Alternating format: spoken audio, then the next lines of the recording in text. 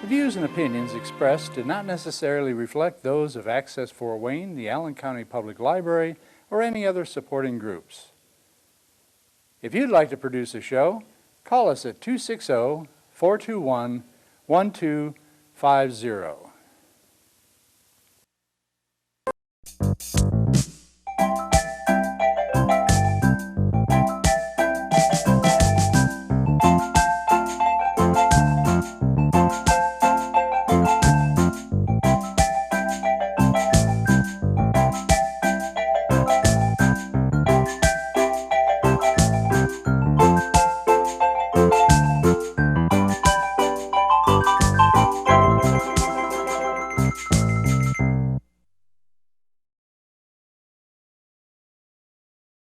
Here, this is the emblem of the Masons. That G stands for God.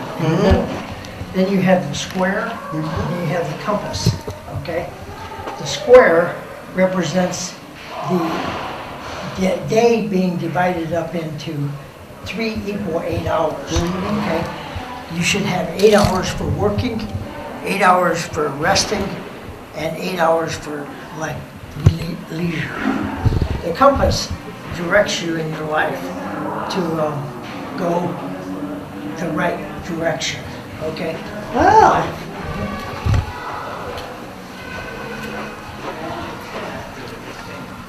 I didn't know they had 2 temples.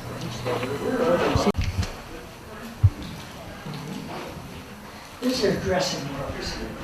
What this is for is when they put on each one of those 32 degrees, they go in there and they dress up like the people in that story of the Bible. And these are the dressing rooms they go in and dress in. And then they come out in costume. The person that's going through the ritual for the first time, he's going to be blindfolded. And they blindfold him and they take him in there, and he doesn't know what's going on at all. And all this stuff's going around him. And these people are all dressed up in their outfits. So, like for instance, one story which helped me out in life is called The Field Master, where the story goes where the field master wanted to get his field cleared. So he goes, I'm going to go out and hire people, and I'm going to pay them 2 pieces of silver to work from 6 in the morning till 6 at night. And so he hired the people. About 10 o'clock that morning, he's seen that he's not going to get his field clear, so he's going to go out and hire more people. So at 12 o'clock, he hired more people to work from 12 o'clock to 6 o'clock. But he also paid them 2 pieces of silver. And by 2 o'clock in the afternoon, he realized he's still not going to get his field cleared. So he's hiring more people, and he's hiring them at 4 o'clock to work from 4 o'clock to 6 o'clock, and they're still getting 2 pieces of silver. That evening, when they came for everybody to get paid, the people that worked 12 hours got the same pay as the people that worked only 2 hours. And there's a lot of grumbling going on. And so the paymaster come out and he says, why all the unhappiness? And he says, it's because we work 12 hours and getting the same pay as the people that only work 2 hours. He said, my agreement with you was a fair agreement. I would pay you 2 whole pieces of silver to work from 6 in the morning until 6 at night, and that's a fair wage, and you agreed to that. What I make agreements with other workers has nothing to do with our agreement. So I can pay them 2 pieces of silver to work 2 hours. That's my agreement with them. So this really helped me out at General Motors, because at times I would see people sitting and doing nothing, and I was working real hard, getting the same pay, but I thought my agreement with General Motors is I would be paid a fair wage, I'd get benefits, and so they're fulfilling their duty to me, and I'm fulfilling my duty to them to give them good every hour work. And so that helped me in life to not be angry about somebody else getting by without working hard. So the Masons there's 31 more stories that help you in life. So that's what the Masons are about, actually, is what life's about and what matters. So that's why there are people who are the Masons. George Washington was a Mason. Thomas Edison was a Mason. Albert Einstein was a Mason. There's numerous of people that I really respect were Masons. Mm-hmm. Thank you. This is where they have the banquets and get-togethers. Sometimes they have another too, because they call the Eastern Star, and that's the women. Only men are allowed to be Mason, so they have women who are called Eastern Stars. So they sometimes meet together. So, and then,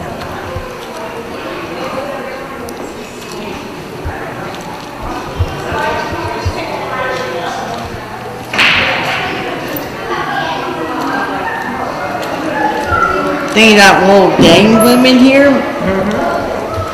most of your lodges don't have this. This is something a little extra in this lodge. Why? Because it's a couple stories. You play pool? No, I don't. Play game? Yeah, I'm gonna sit on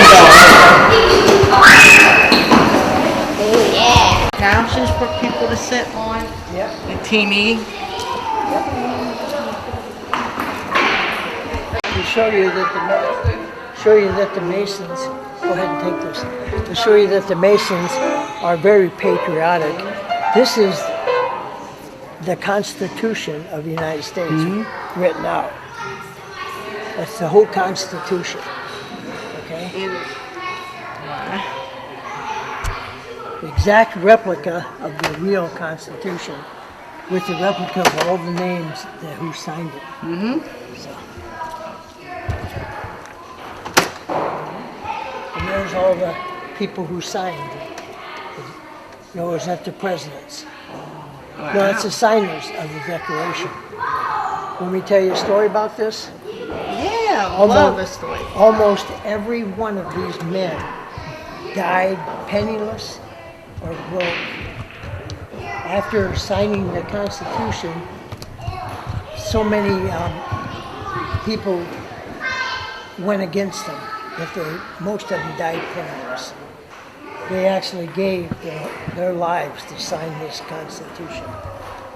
Isn't that something? Yeah, it is. You'd think these people would become very famous and very rich and like that. But nope. There's only very few of them that actually, when they died, they had something of value.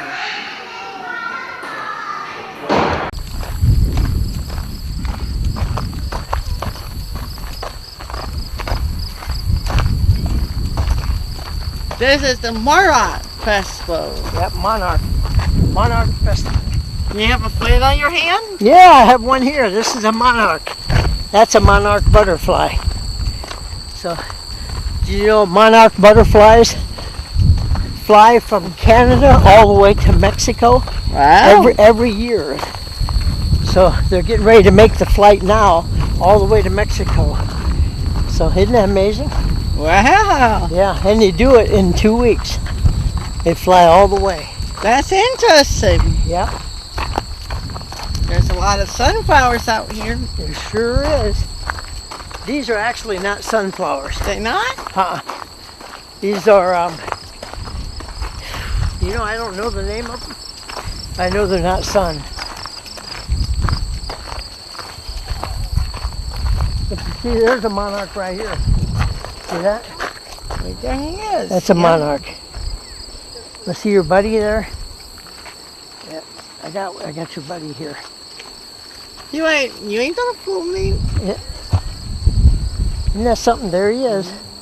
That's a monarch right there. Look at that, I'm actually touching it. Isn't that something? Okay. Yeah. I think you made him mad. There he is, he's back. See that? There he is. You ain't gonna touch me. What's that? Got one on this finger and one on this finger. Mm-hmm. Yeah, there's a monarch right here. See it? Come over and take a look at it. Want to read that sign? Yeah, the monarch that hatched in this spring and early summer only live for a few weeks.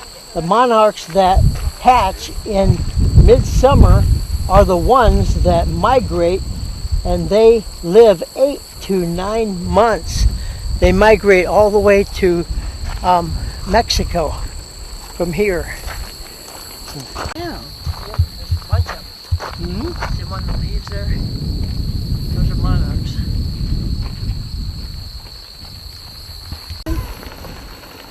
This is newly hatched monarchs can't eat the sap of the milkweed, or their jaws will stick together and they will die.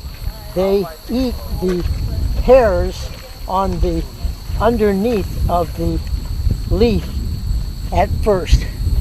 Now I didn't know that. I thought that when they're actually a caterpillar, that's when they eat the milkweed, okay? But then after they become a butterfly, they can no longer eat the milkweed because then their jaws will stick together, so they have to eat only the leaves. That I didn't know.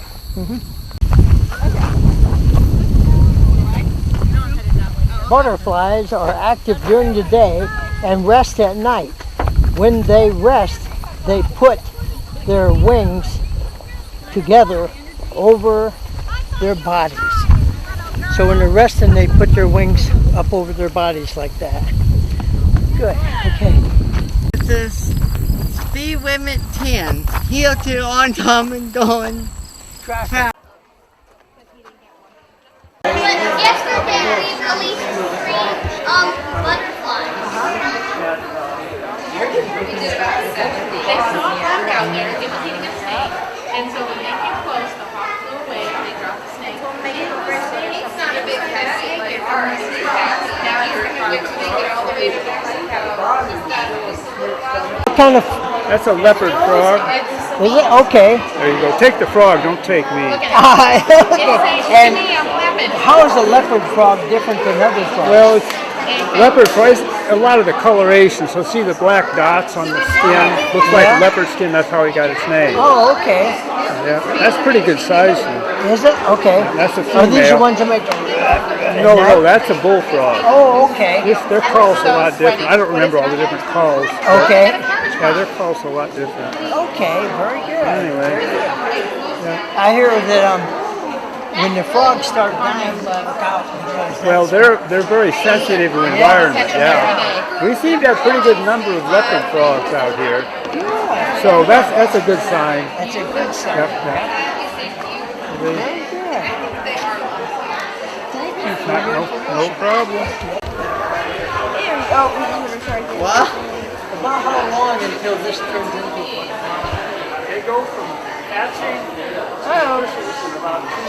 Ooh, look at that! That, I think, is the plant. sense the weather by knowing it's getting late, but they're tired of flying. I don't know. A dress on, so the butterflies can paint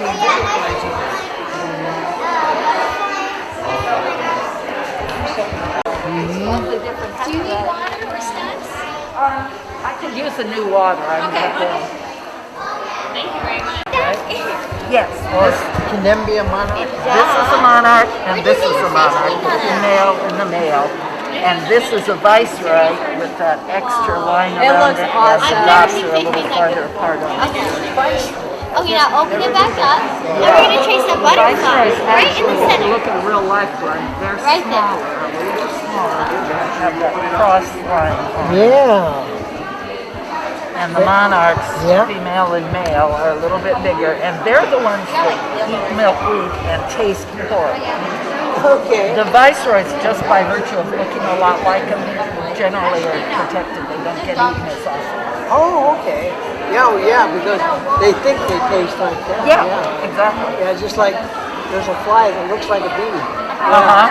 Yes. Yeah. Yeah, protected camouflage, I think it's called, or something like that. Let's do it, whatever, okay. Yeah. Are you rolling? Yeah. What's your name? My name is Allie Munger. I'm the wetland educator here at Little River Wetlands Project. Okay. And we're really excited to be doing the Monarch Festival this year. Yeah, I see you got your monarch wings. I do. Well, these are rainbow wings. The monarch wings are over there if you want to be a monarch. Okay. But we were just talking about your butterfly there. Yeah. And I was talking about the differences between male and female butterflies, monarch butterflies. And the males have two particular dots that if you might not be able to catch it always, but if you look, there are two dots on a male butterfly, and there are no dots on a female butterfly on the back wings. And then also, there's another butterfly that looks similar to a monarch butterfly, which would be the viceroy, and it has a couple extra horizontal lines. It's usually a little smaller, and it flies a little funkier, I guess. Okay. But they're very cool. But I was just, this picture here, I know you can't tell maybe, but there's a couple dots. Oh no, you're going to look at my cracked phone. Yeah, there's a couple dots right there. Yeah. But it's very cool to be able to know that. Even actually on the chrysalis that they form in, you can tell if they're going to be a male or a female because there's Chrysalis, you mean the caterpillar? the chrysalis. The caterpillar forms into the chrysalis, so like a cocoon. Oh, You know what I'm talking- yeah. I never heard it called chrysalis. Yeah, it's called a chrysalis. That's the technical word for I didn't know that. And if you go over there's a booth over there that has, there's a box that has a bunch of chrysalis in there. They're beautiful. They're bright lime green and they've got a gold rim around them. I read something coming up here, said butterflies usually live a few weeks. So it depends. There are 4 different generations, I'm pretty sure. And the generation that you're seeing now, the butterflies that you're seeing at this time of year in September, they are the troopers. They're making their way the 2,000-mile journey to Mexico, and they're going to spend. They live about 8-9 months. Yeah, because they got to come back. That's amazing. Yeah, so they go down to Mexico and hang out in these, they're called the Oyamo fir trees, and the trees look golden. They look orange because there's so many butterflies. Wow. Yeah. Okay, and where at in Mexico? Oh, I'm not, I couldn't tell you that, but. Maybe all over. Over there under the red tent, not this red tent here, but the next one over, they would probably be able to tell you. I think they might have a map too. But yeah, so there's. And you're a volunteer here? No, I work here. I'm the educator. Yeah, so I run all the free programs that we have here. If somebody wanted to volunteer and help you, how do they do that? They just contact us on our website, lrwp.org, and we have lots of different volunteer opportunities. So everyone here, this would not be possible without our wonderful, incredible volunteers. And we're so, I mean, even the plants. We're giving away hundreds of native pollinator plants and school groups. Private groups, volunteers, they've all had their hand in collecting the seeds, sowing the seeds, Now the and growing the plants. Are they yearly plants that come up every year? Yes, yep. All these native plants, the ones that we're giving away, they are, I think that's perennials, right? Yeah, they're perennials. Yeah. I wasn't sure. So I think that's right. And then we have, there's a bunch of milkweed. It looks kind of sad right now, but it's because it's been doing its job. It's been feeding caterpillars. Yes, but that's something I learned today. I didn't know that the butterfly doesn't eat milk, doesn't drink the milkweed because its mouth sticks together. It eats it. Yeah, it's sticky. Yeah, but it eats the leaves, and the caterpillars do. The caterpillars do. And the smallest caterpillar, when it hatches out of the egg, it actually can't eat the leaf. It eats the hairs on the leaf first until it gets bigger and can eat the leaf. Wow. Yeah, it's pretty neat. Yeah, that is neat. Yeah. Well, I hope you guys enjoy your time here. Everybody come out because there's so much you can learn out here. Every year in September, we like to do this. Yes. And then we also have another big event. It's in April. It's our Earth Day event, and that is on a Sunday. Okay, we'll have to come out here then. Oh, cool. Wow. We're tagging monarchs. All right. Thank you very much for the Thank you. information. Thank you. Okay. Oh my goodness, there's caterpillars all around. Yeah, I have lots of caterpillars in my nurse. Oh, sorry, don't go climbing off. There's a little baby one right there. Yeah, there's little tiny. I have little tiny. Look at this one. Oh my goodness. Wow. Yeah, there's a little one too. All right. What Mariah is saying to me, who is the... Mom, I'm holding a This is a false indigo that we're giving away too. Okay, Yeah. what is a false indigo? Well, you know, it's a native plant. It grows to be about 10 feet tall, and it's more like a shrub when it gets full grown. Okay. It's got a big purple bloom on it. It needs full sun. So, you know, you got to make sure it gets some sun. I know where I could plant that. If you want one, I'll get you one. I would like one. Yep, sure thing. Because I can plant, I have a south-facing part of my house. Yeah, that would be great. Which would really get the sun. Do you want to pick one out, or do you want me No, to pick I'll one let you out? pick one. Let me see what I got here. Actually, this guy here has amazing growth on him. I think Wow, that'd be wonderful. I think that will be okay. I don't. That yeah, sure I think looks like yeah, it. it's got. And then when you take these out of the pots, they're going to be root bound because Yeah. they've been in here for a while. So Sure. they definitely want to get planted. I'll Yeah. do that Yeah. first thing tomorrow. All right. Thanks. So the Little River Wetland Project was designed to try and restart the corridor for the Little River. Okay. So trying to patch it together so that it'll run, give you a near contiguous amount of land and reserves down to where the Little River used to run. Okay. So, Is there a reason why you want to connect it all together? well, because it was a corridor for some migration of things like turtles and other animals.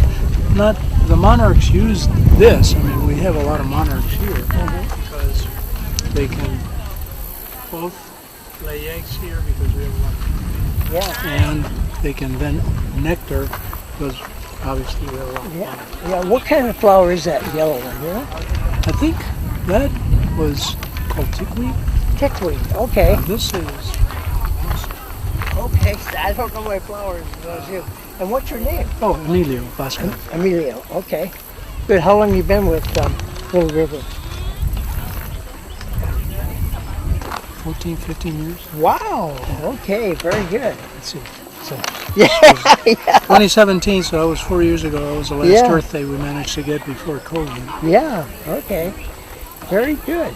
And these two young people are from University of St. Francis, Oh. volunteering here. Okay. Are you like measuring in horticulture or something like that, or no? Okay. Social work and Clinical laboratory science. Okay. clinical lab Very science. good. Very good. Thank you so much. And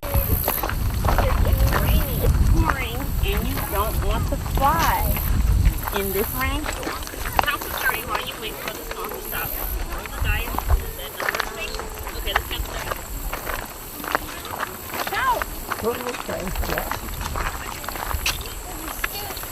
Yeah, it's pretty cool, isn't it?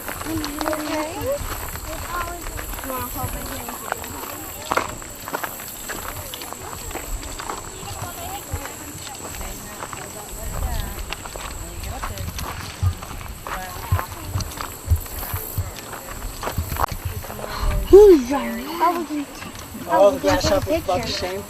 Oh, we've had some really big ones, really little ones. They come in color variations, green and yellow. Very good. I caught a brown one. Good job. Everybody gets to choose a colored sticker and they get to put it on their shirt so scientists can remember. I want blue. I already got a butterfly on my shirt. You do? That's so cool. Here's blue for you. That's compost bins. You put vegetation in there and you turn it. And as you turn it, every so often you turn it, it's called irrigation, and it turns into dirt. Actually, it'll turn into real fine black dirt. And we're with Access TV. Can you tell us, so you talked to a lot of people at one time? Like I am right now? You will be. Okay, cool. Once a little red light comes on. Cool. Okay. And what's your name? My name is Lindsay. Lindsay? How long have you been with Little River? I've volunteered with Little River for, I want to say, 3 or 4 years now. Okay.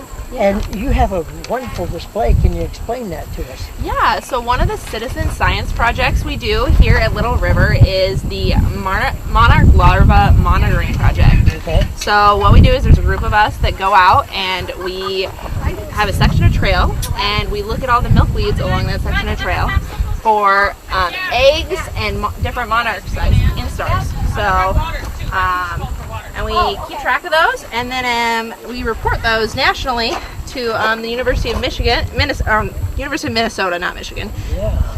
And so these are all the places around the country that send in data. I actually have a house in Arkansas. Oh, I don't cool. see any red dots. I don't see any red dots either. Guess what? I have a ball, one of those little balls that spread. Yeah. And so I have 2 acres of woods, and a sunny spot and a dry spot. I'm going to plant those, and hopefully I get a red dot there. Yeah, hopefully. Days, yeah. So the big thing is you just have to go out and check to see if you've got caterpillars on them. Yeah. So, Very good. So there's you don't need to put this on TV. And what's your name? Georgia. Georgia. Goy. Okay. And Georgia, I see you have, what are these? These necklaces? These are hand-painted pendants on seashells. Uh-huh. And then we have some hand-painted rocks and a couple of pictures. Look at the detail on this rock. Isn't that beautiful? Yeah. Looks just like a real butterfly. The Real rocks monarch. were a last-minute idea. I was surprised how many sold. Yeah, I So, imagine, yeah. yeah. That's really cool. Thank you. And you have here what? Those are just coin purses. Coin. Better go on here. Now we can go. And what's your name? I'm Jessica Merkley. I'm with the Indiana Department of Natural Resources within the Okay. Division of Fish and Wildlife.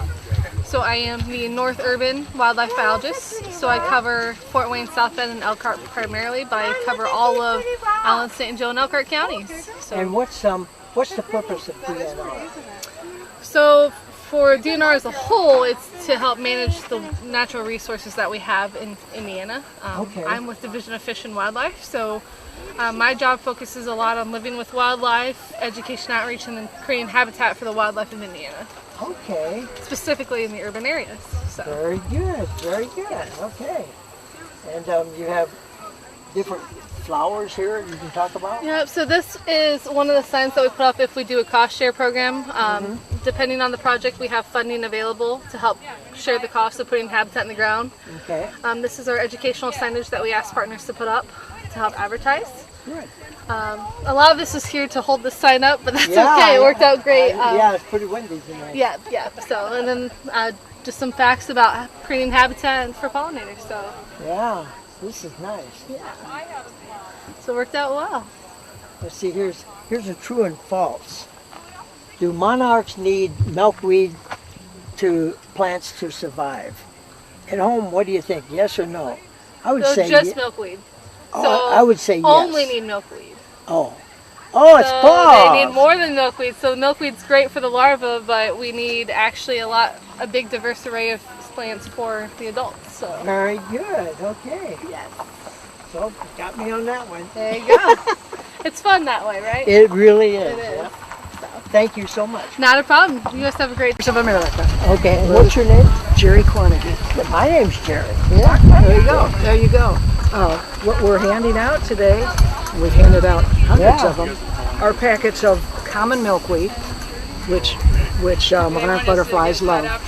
But we've had a lot of conversations today with people who are interested in joining our organization.